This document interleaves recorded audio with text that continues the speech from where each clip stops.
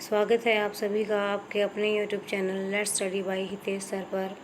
कैसे हैं आप सभी? आशा है आप सभी स्वस्थ होंगे, मस्त होंगे और अपनी पढ़ाई पर ध्यान दे रहे होंगे। तो आज अपने इस वीडियो में हम बहुविकल्पीय प्रश्न उत्तर करेंगे जो कि कक्षा 9वीं के हैं। लल देद किस भाषा की कवयित्री है? डोगरी की, कश्मीरी की, सिंधी या गढ़वाली की? तो लल देद कश्मीरी भाषा की कवयित्री हैं। लल देद की काव्य शैली क्या है? लल देद की काव्य शैली वाग है, वाक है, वाग है या वाक है? तो लल देद की काव्य शैली वाक है। लल देद का अन्य नाम कौन सा नहीं है? देखिए ध्यान से प्रश्न को पढ़ना, कौन सा नहीं है पूछा गया है। ललारिफा, ललेश्वरी, लाली या लला? तो लल देद का अन्य नाम लाली नहीं है। ललारिफा, ललेश्वरी और लला ये तीनों हैं, कौन सा नहीं है? लाली नहीं है। रस्सी कच्चे धागे की खींच रही मैं नाव में कौन सा अलंकार है? तो इसमें उपमा अलंकार है, रूपक अलंकार है, श्लेष अलंकार है या अनुप्रास अलंकार है? रस्सी कच्चे धागे की खींच रही मैं नाव, इसमें रूपक अलंकार है। रस्सी कच्चे धागे की से कवित्री का क्या आशय है? धागा कच्चा है, धागा कपास का है, सांसें या कमजोर साथी? तो रस्सी कच्चे धागे की से कवित्री का मतलब है सांसें। नाव किसे कहा गया है? नाव संसार को, घर बार को, दौलत को या जीवन को? तो नाव जीवन को कहा गया है।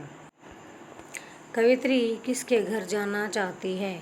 तो कवित्री पति के, परमात्मा के, मायके या प्रेमी के? तो कवित्री परमात्मा के घर जाना चाहती है। समखा तभी होगा संभावी में, समखा से क्या तात्पर्य है? मन को वश में करना, गम खाना, सबको समान समझना, मन के अनुसार चलना। तो समखा तभी होगा संभावी में, समखा से मतलब है मन को वश में करना। कवित्री ने बंद द्वार किसे कहा है? तो कवित्री ने मंदिर का बंद द्वार, परमात्मा का नाम न लेना, चेतना का संकुचित होना या गूंगा होना? तो बंद द्वार चेतना का संकुचित होना को कहा गया है। मांझी को दूं क्या उतराई में मांझी कौन है? और लाह है, साथी है, पति है, परमात्मा है? तो इसमें मांझी परमात्मा है। कवित्री ने उतराई किसे माना है? चंचलता को, सद्कर्मों को, क्रोध या मोह को, ईर्ष्या द्वेष को? तो कवित्री ने उतराई सद्कर्मों को माना है। सुषुम सेतु कौन सा पुल है? सुषुम्ना नाड़ी रूपी पुल, सूक्ष्म भावनाओं रूपी पुल, परमात्मा की भक्ति रूपी पुल, सांसारिक मोह माया रूपी पुल? तो सुषुम सेतु सुषुम्ना नाड़ी रूपी पुल है। कवित्री ने परमात्मा के लिए किस शब्द का प्रयोग किया है? राम, कृष्ण, शिव या ब्रह्म? तो कवित्री ने परमात्मा के लिए शिव शब्द का प्रयोग किया है। कवित्री ने ज्ञानी किसे माना है? बहुत पढ़ा लिखा, आडंबर पूर्ण भक्ति करने वाला, सहज भाव से अपने मन में परमात्मा को खोजने वाला, योग साधना तथा तंत्र मंत्र जपने वाला? तो कवित्री ने सहज भाव से अपने मन में परमात्मा को खोजने वाले को ज्ञानी माना है। खा खा कर कुछ पाएगा नहीं में कौन सा अलंकार है?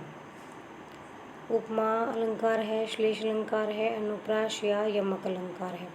खा खा कर कुछ पाएगा नहीं में अनुप्रास अलंकार है।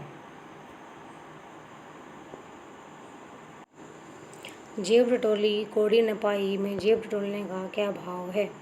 तलाशी लेना, पैसे निकालना, आत्मसम्मान खोया, आत्मलोचन किया?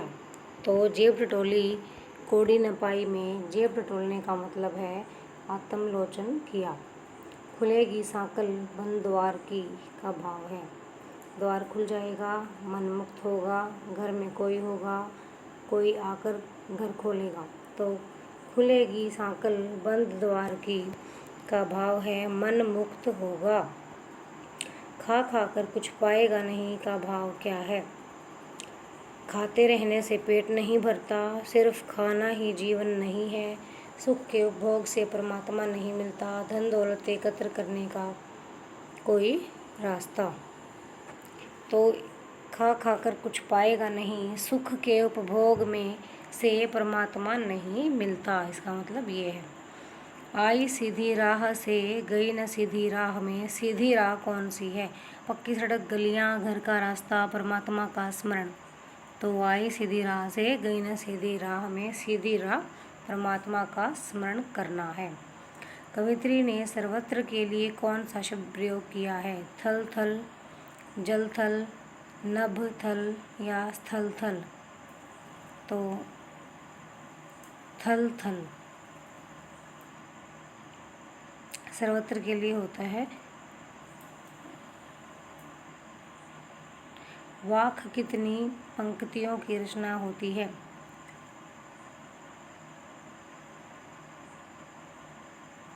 वैसे तो इसका आंसर जल थल, इस क्वेश्चन को आप देख लेना बेटा, ठीक है।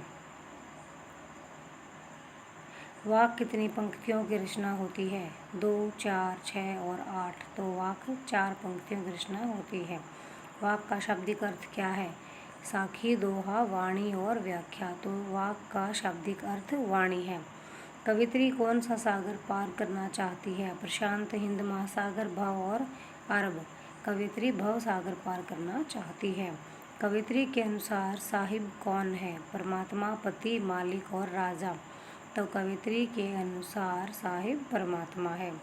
कवित्री ने कच्चे सकोरे किसे कहा है? कमज़ोर को, मिट्टी के बर्तन को, कच्चे भोज को या नाशवान शरीर को। तो कवित्री ने कच्चे सकोरे, नाशवान शरीर को कहा है। तो ये थे आज के कुछ बहुविकल्पीय प्रश्न। आशा है आप सभी को ये प्रश्न पसंद आए होंगे और आपके लिए हेल्पफुल होंगे। अगर ये क्वेश्चन आपके लिए थोड़े से भी हेल्पफुल हैं तो प्लीज़ मेरे चैनल को सब्सक्राइब कीजिए, मेरी वीडियोस को लाइक कीजिए, शेयर कीजिए और कमेंट कीजिए। आपके कमेंट से ही हमें मोटिवेशन मिलता है, ठीक है। स्वस्थ रहिए, मस्त रहिए, बाय बाय, टेक केयर, पढ़ते रहिए।